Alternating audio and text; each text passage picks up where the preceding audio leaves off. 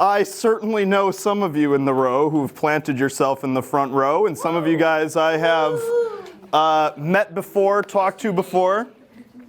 My name is Aaron King. Some of you, I spoke at Districts in January, so if you were there, maybe this will be a similar type of topic that we were at, or that I had there at Districts.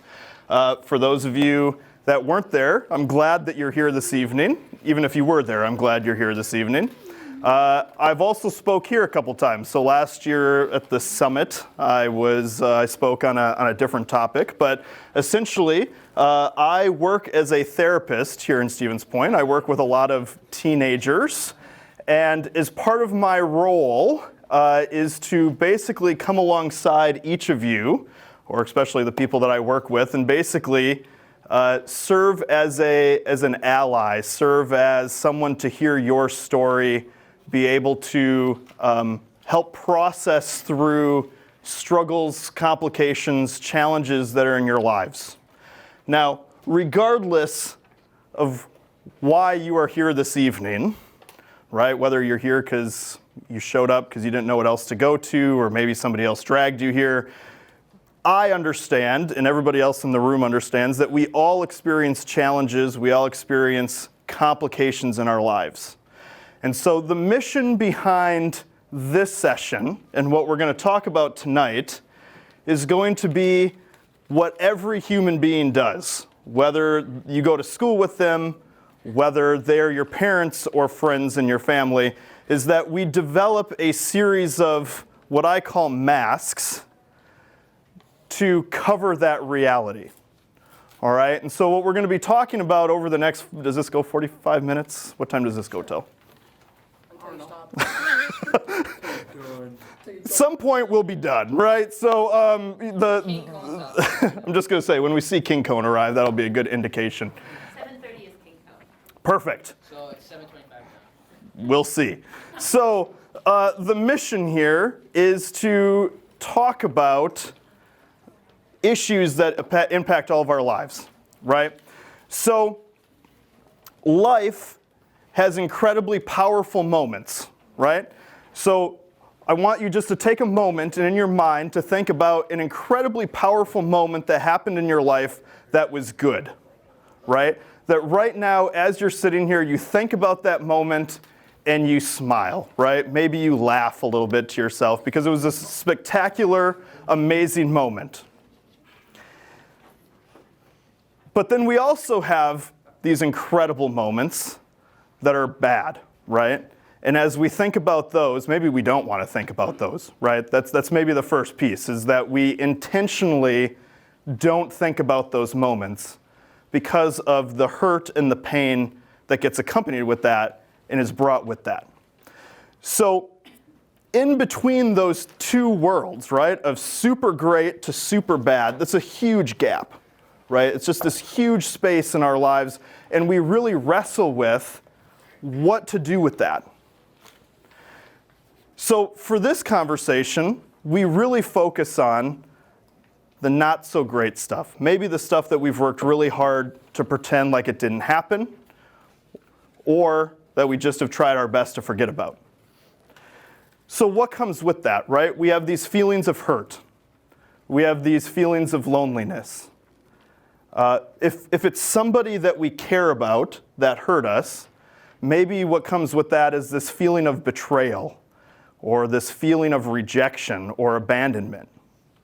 So as these things start to unravel within inside of us, we don't always know what to do with it. Like, how do we handle these painful, bad moments? So the first thing that I like to highlight is that every person experiences this, right? It doesn't matter your age. It doesn't matter where you come from in life. Everyone experiences these painful moments, and everybody wrestles with what to do with it. Like, how do we handle that, right? I've worked with a fair amount of adults that are in their 50s, 40s, 50s, that are still sitting there trying to understand and process through something that happened to them when they were younger. So that becomes the main question, right? Like, why is this so difficult? And if it's difficult, what do we do with it, right? So the first thing that I like to highlight is that everybody wants to fit in. We want to look normal, whatever normal means. We don't want people to look at us and say to us, boy, there's something wrong with this person. Something's not right. Right? We want to be in a situation and in the position where everything looks fine. And as a result of that, we spend a ton of time and a time of effort and a lot of energy trying to keep up these appearances, trying to keep up that facade, really, that everything is fine. Because what kind of happens out of that is that we find ourselves lying to each other, we're lying to ourselves, we're lying to our parents on this pretense that everything is fine. So I have a small activity that I'm going to have all of us do here, right? So what I'm going to have everyone do is go ahead and right, close your eyes, make sure your eyes are shut, right? This is an important moment, right? You can cover his eyes, but you better close your eyes too. Right? So everyone close your eyes, put your heads down if you have to, right? And I'm going to ask a series of questions. And if the answer for you is a yes, I want you to raise your hand, all right? And that's why it's super important that everyone keeps their eyes shut. We're not looking around. So my first question, if you have ever been physically abused, raise your hand.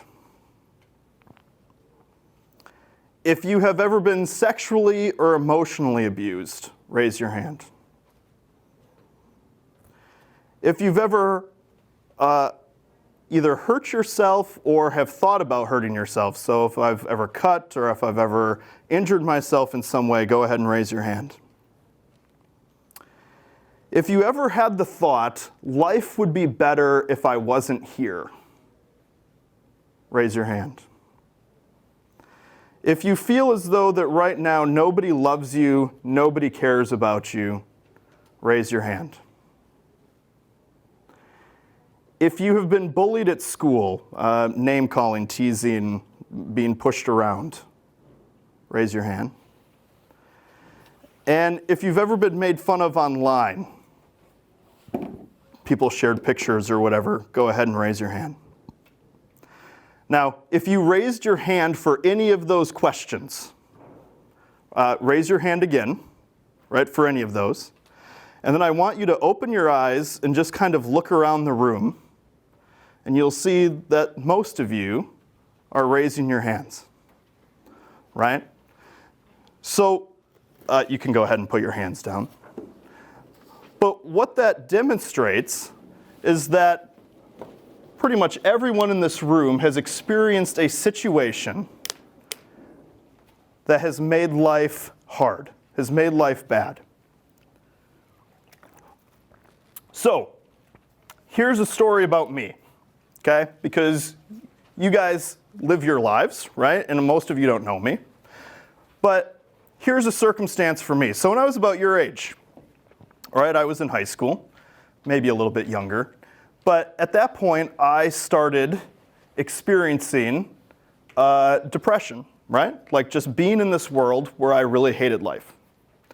And admittedly, this never really hit, I shouldn't say it like that. I was going to say it's never really gotten better. And that's not true. It has gotten better. But it's still something that lingers in there, right? Like it's not something that's maybe completely gone away. It doesn't impact me in the way that it did when I was in high school or when I was in college, but it has certainly impacted my life in deep and profound ways.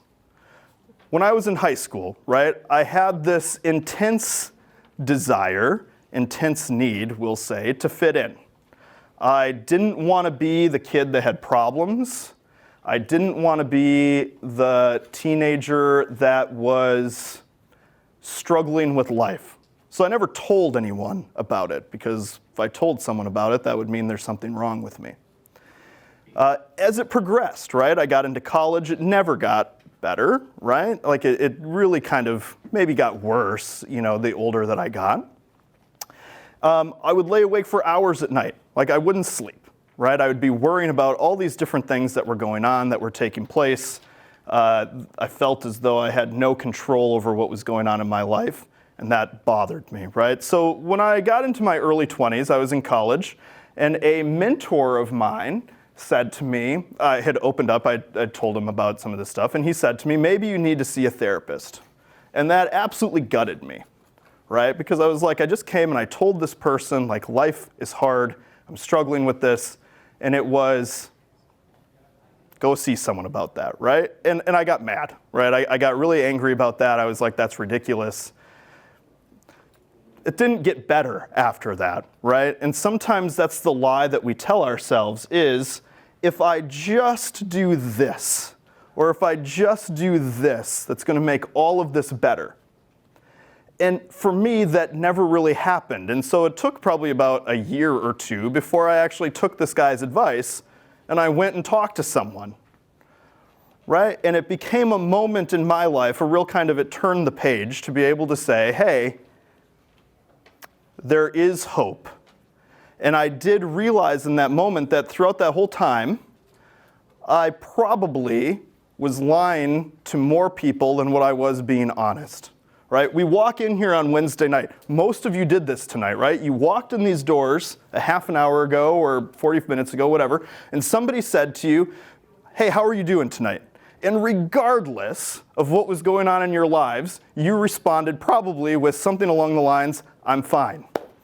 Right? And maybe it was a mess getting here today. Maybe your day was just the worst day that you've ever had, but you walk in here tonight and your youth leader, a pastor, somebody says to you, how are you doing? I'm fine. Why do we say we're fine? Because we don't want people to know what's really going on. All right, so our focus today is really kind of talking about and looking at, well, we'll get to that in a second, because I want to talk about this first, right? And we have good on time. So I don't do a lot of, when I meet with people, I don't do a lot of scripture citing, right? Because it's one of those things that sometimes it's really hard for some people. Certainly we'll talk about faith-based components. But for me, this is one of the, one of my favorite verses in the Bible, right? So this is Jesus talking, right? He's talking to his disciples. And he says, I have told you these things, so that in me you may have peace. In this world you will have troubles, right? And I love this because this is like Jesus saying to these guys, life is going to suck sometimes, okay? Now, this isn't the end of this, and we're going to get to the end of this here in a few minutes, or by the end of our meeting tonight. But I'd just like to highlight that even Jesus recognized, he picked these guys to be with him, right? And he said, you guys are going to basically carry on this ministry. And he's saying to him right here, sometimes it's going to be really hard. Sometimes life is going to suck. So it's just this boldly honest moment that we need to be honest with the circumstances that are happening in our lives. So our focus today is going to be in masks, right? And I have this great little mask that I got at Goodwill, and I don't really like the colors, but I haven't painted it yet. So masks, right? The purpose of a mask is to cover up some reality, right? We are altering an appearance so that it looks different. So, and this picture I think is super kind of relevant to us because we have many different masks, right? We wear different masks based upon the circumstances that we're in or the people that we are with, right? So, why do we wear the mask, right? The main piece with it, as I've kind of said here, is because we want to look normal. Like we want to look like nothing is wrong when we're with our peers, when we're at school with our teachers, when we're at home with our parents, when we're with our siblings. Oftentimes it becomes a flat-out denial of what's really happening in our lives. Here's another way to think of it, because you guys all are doing this every single day. Snapchat and Instagram filters, right? Why do we use them? we use them because we want to alter the photo that we're about to post online or that we're going to share with all of our friends, right? Maybe we're making it better, right? We take a picture of a sunset, we're going to pick a filter so that the sunset looks brighter, or that we're with our friends, we're going to change something so that we look different, right? Why do we do that? We want to alter it, right? So we can think of maybe masks isn't our thing, but now maybe we can say we're editing or we're filtering our lives so that people only see what they are seeing because that's what we want them to see, right? So what are the different masks that we wear, right? Because we all wear them, right? So when you are at school, right, you wear different masks at school when you're talking to your friends than when you're talking to a teacher. It's just what we do. Home. You wear a different mask when your parents ask you a question versus when a sibling asks you a question. When you're at church, right, what I just said, right? When you walk in here at youth group on a Wednesday night, does anybody know what's really going on inside your life? When you sit down with your group, which you do every week, right? You guys do the activities, you have a list of questions. Does anybody really know what's going on? Online, right? That's kind of this point, right? Online, we're constantly putting a filter out there. We're constantly putting on a mask. So why do we do them?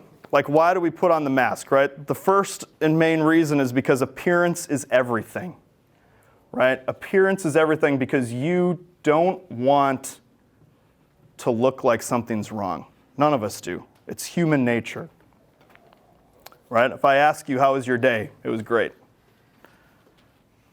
How are you doing? I'm doing just fine. But that's not always the reality. Maybe it was a great day, right? Maybe you came here tonight and someone said to you, hey, how are you doing? Life is great. It was a great day today. That's phenomenal, right? But then there's times that we do the exact opposite of that, right? So the main question becomes is, well, what's happening under the mask, right? So on the outside of the mask, we are, seems like everything is right, everything is fine. So maybe we have this idea on the outside of the mask that I'm perfect and I have no problems. Maybe outside of the mask is that I really love myself. But when I take the mask off, it's I really hate myself. I hate the way I look. I hate the way I feel. Sometimes I'll give this task to your peers, right? I've worked with a number of people that are involved here on Wednesday nights, right? And so one of the homework assignments I'll say is, I want you to go look in a mirror and I want you to tell yourself that you love you, right? And it sounds incredibly corny, right? To walk up to a mirror and be like, oh, I love you, right? Most people can't do it. They can't do it. They stand in front of the mirror and they look at themselves and they can't say, I love you. Because there's this genuine hurt and anger and frustration that exists underneath that surface, right? And so when we take the mask off of saying, I feel great about myself, underneath it's not, right? Now, what does that look like, right? That's one of those pieces. Like, what does that look like? Sometimes we work so hard to overcompensate for how we really feel, right? So in this example, right, I am so okay with myself. Everything is great. We go way out of our way then to overcompensate for how we really feel just to keep up this act, right? So we get involved with every activity that we can possibly get involved in. We turn into being the kid in the class that everyone's laughing at and everyone's having fun with. We're going to every party just to have fun, all in an attempt to overcompensate for what we're really feeling or what we're really going to. So all that is just to say, underneath the mask, we have these layers of anger. We have depression. We have anxiety. Your generation is incredibly anxious. It amazes me still, and I've heard a lot of stories. It amazes me still as to what you guys experience on a daily basis in terms of academic and sports and what you need to deal with at home, right? That's one of the things that I sometimes will talk to teenagers about is I'll say, look, you're struggling with this. What do you think your parents might be struggling with, right? Like sometimes it's easy to kind of separate those two out, but your parents might be struggling with stuff too, right? So it becomes this moment of just kind of saying here, anxiety that turns into self-harming behaviors. Maybe not for everyone, but for some people. We don't really like ourselves. We get this low self-esteem, these low feelings of self-worth.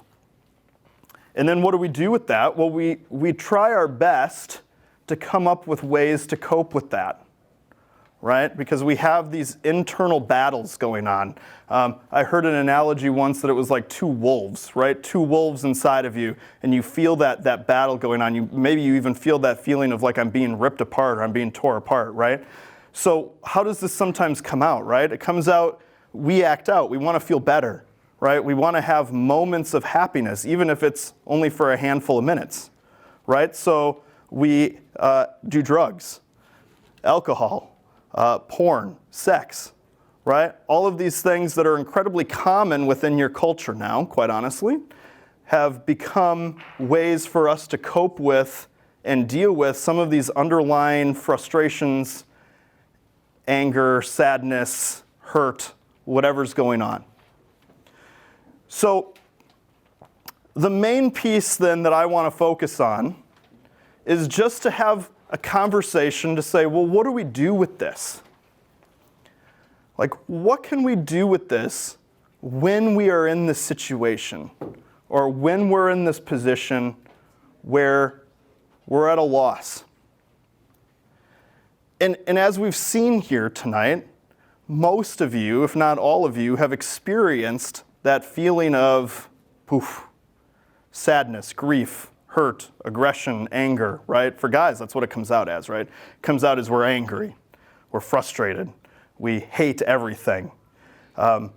For gals, it's a little bit different, right? A lot of times, and it's, again, kind of a broad brush with this, but it turns into that internalized stuff, right? Like we're comparing ourselves to others. We're not good enough for anybody. No one's ever going to love us. No one's ever going to take care of us. Guys, you go through the same thing yourself. It just comes out with you putting a hole through the wall with your fist, right? So that becomes the reality. So what can we do about this, right? That becomes the main question. So that's what your handout is, right? So hopefully you haven't torn it to shreds like the guys in the front row here. But Guys, you want to see mine? Mine is. so the first thing that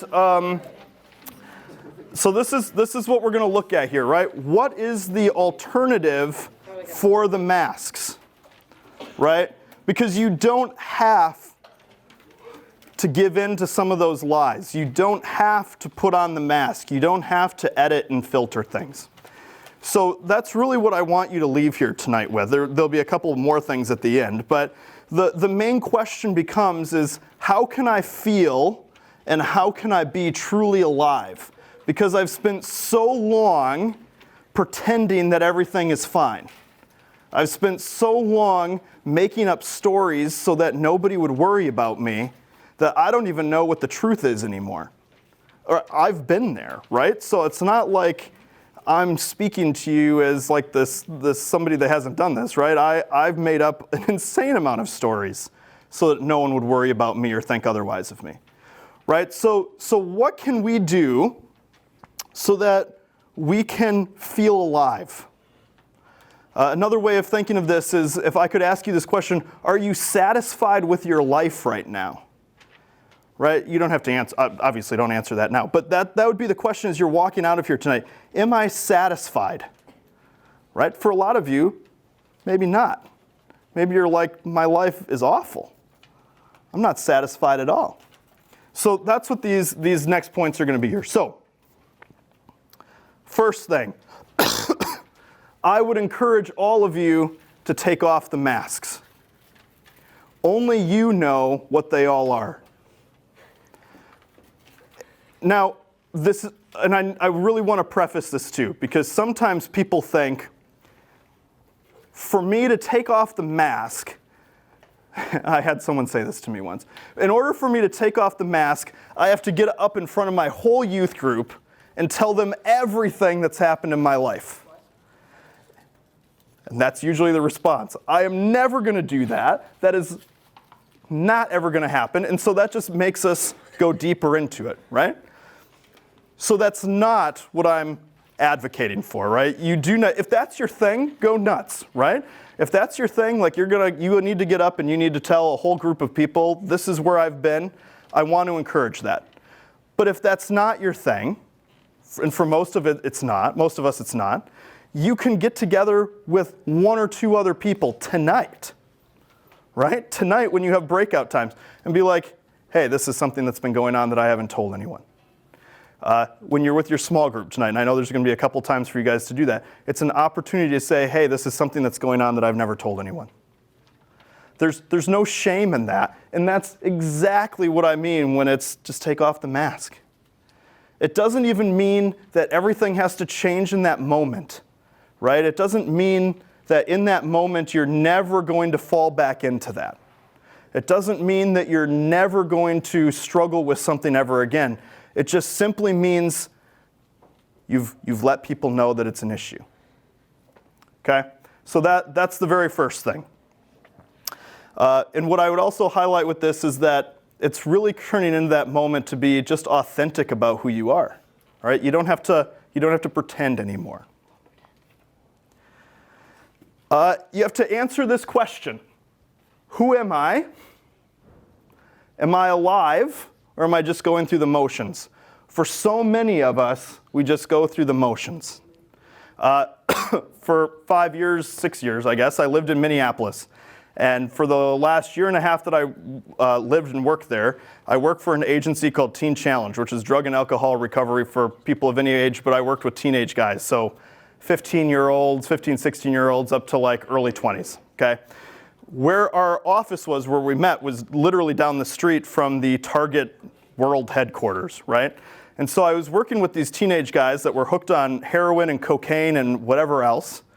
And they would sit there, and this view that they had of themselves is that they were basically the worst people on the planet because of what they had done, right? And one of the things that we talked about was that they were no different, sitting in that room, than one of the executives who worked down the street at Target, right, that made millions of dollars a year. I said, it's different in how it's coming out, right? You guys, it's doing drugs and breaking the law. For them, it's buying sports cars and being divorced 4 times, right? Like, they're dealing with different issues, but we're all dealing with the same way, where we're just kind of going through the motions, right? We're not satisfied with our lives. We're not really truly alive with it, so we're just kind of going with it. So that's the question that each of you really need to ask yourselves as we're talking about this tonight and as you're leaving here tonight. Am I just going through the motions, or am I truly alive? This is a big one. Taking care of yourself emotionally. So here's what this means. It is the end of February, okay? Last month, January, the beginning of the month, hundreds and thousands of people went and signed up to health clubs, right? We made New Year's resolutions that we were going to lose weight, we were going to get healthier, and by golly, 2020 is the year we're going to get healthy, okay? By the end of January, all these people stopped going to the health club, all right? What I highlight with this is that in our culture, we have taken on this idea that we need to take care of ourselves physically, which is true. But somewhere along the way, we've lost the ability to take care of ourselves emotionally.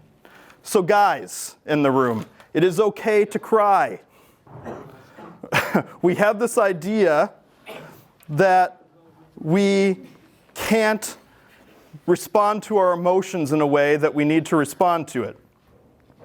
We get this idea for everybody that somehow if people know what we're going through, that we become weak or that there's something wrong with us. And that's just not true, right? So we need to be able to say, we need to take care of ourselves emotionally. We need to reach out to people and say, hey, this is what we're going through. This is what's happening with life. We need to find activities that work for this, right? Maybe it's watching a movie, watching TV, going for a walk, listening to music, right? All of these different things that allow us to just kind of take care of ourselves.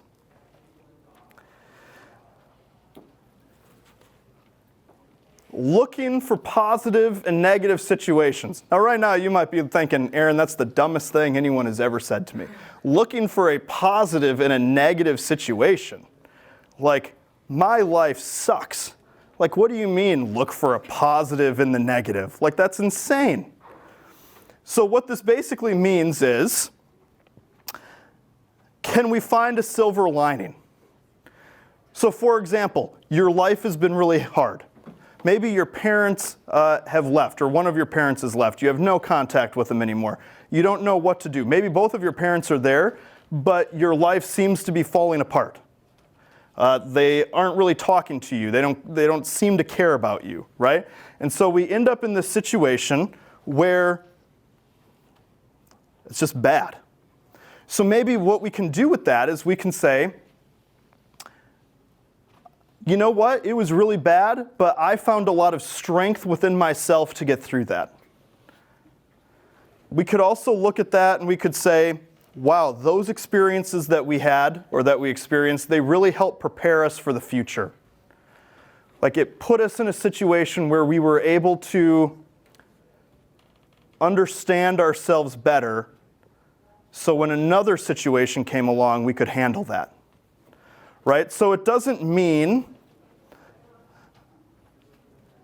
I couldn't get through it, or that I put on a mask to get through it. It just simply means I don't want to be in that position again, and somehow I got through it.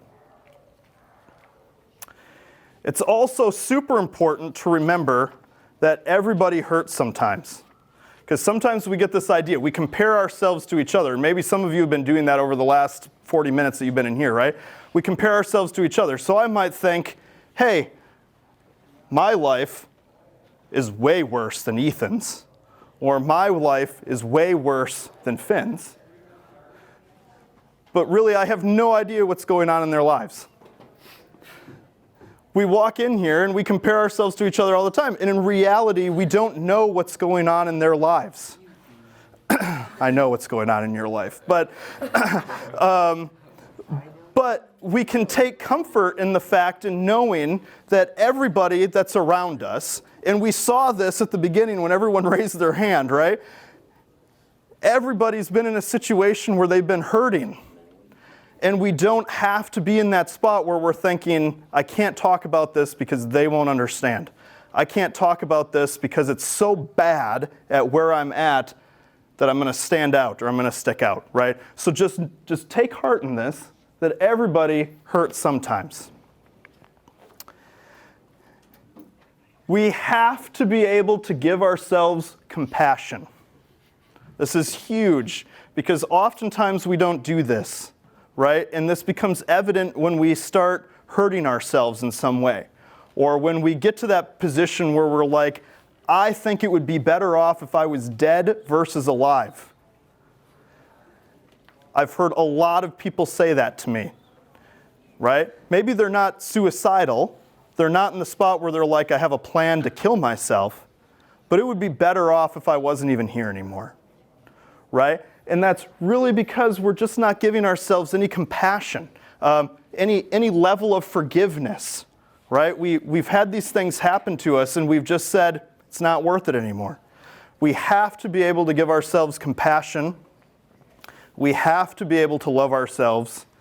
And probably the most important piece with this is we need to be able to forgive ourselves. So if we've done something, and it seems like it's really bad, and we can't get over it, maybe we need to work on self-forgiveness, right? That becomes a piece. So, something that I want you guys to do tonight, or tomorrow, probably tonight when you get home, right, And as you're going forward, I'm not big on journaling, right? Because what tends to happen is people don't journal and then they skip a couple days and they're like, this is stupid, I'm not picking it back up. So this becomes a moment to just be like making a sentence a day, right? And if you don't do it every day, that's fine. But write down a couple of things every day that were positive situations within your life. Now, why do this? Like, why do this? Because sometimes life gets really bad and sucks a lot, and then it's important to be able to go back and look and say, oh, but last week there were some good things that happened. So what's something you could write down?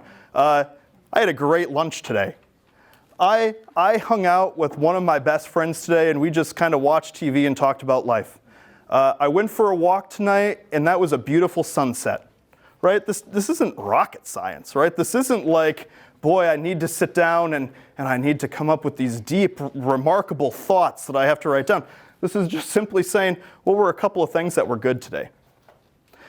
Because sometimes when life gets hard, then you can look at that and say, oh, life was hard today, but 2 days ago life was really good.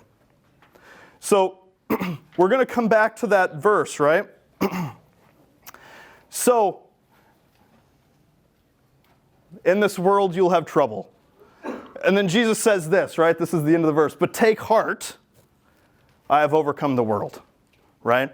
So what does this mean for us, right? Because we are in youth group, right? So this is very significant for what we're here for on a Wednesday night, or if you come here on Sunday mornings, right? This means that even, we'll take it to its context, right? So Jesus is saying this to his disciples. They were all killed, right? They believed in Jesus. Most of them were killed for their faith. Gruesomely. Like, it wasn't like, here, we're just going to shoot you, right? It was like they ripped him to shreds, literally, right? So he's saying, look, life is going to suck, but I've overcome this.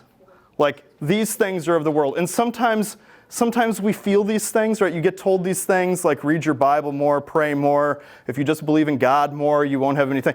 And that's not necessarily untrue, but that doesn't necessarily make the depression go away. It doesn't make the anxiety go away. It doesn't make the fact that our dad is beating the snot out of us go away, right? But this is just a moment to say, look, 2,000 years ago, this was written down, and it was the same scenario then as what it is now. Life is hard. But we have the hope, right? If you are in Christ, right? If you know Christ as your Savior, you can have that hope that he's already overcome all of that. And that's where we get back into that moment of saying, what is the growth that I've had in those hard times? Just the last couple minutes that we have left here. I am fully aware, right, that you guys experience things every day that sometimes I can't imagine.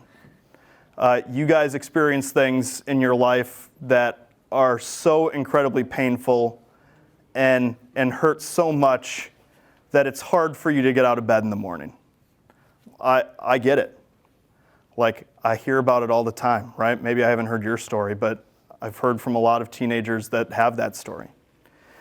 And so I want you to know, my hope for you is that you take an opportunity to talk about that with someone that you trust, whether it's a friend, whether it's a pastor, whether it's your youth leader, right?